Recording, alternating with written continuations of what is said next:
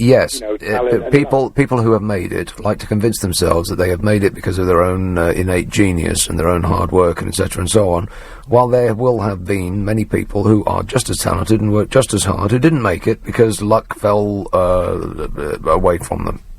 And luck is, excuse me, luck is everything from you were born to parents that lived, parents that loved you, parents that were interested in education, parents that stayed together, parents that had the wherewithal to put a roof over your head, parents that had money to feed you and to put money in the meter for heating.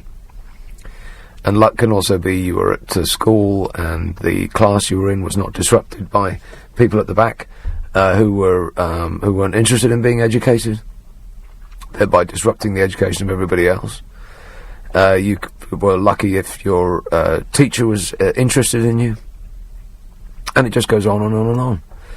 Life is one great big luck fest, and those that have made it like to think that it isn't, and that everybody can make it to the level that they have achieved if they just apply themselves. And unfortunately, that's not true. Just look at the people that ran the banks. Still do. They actually said at the time, we did not know what our own company was doing.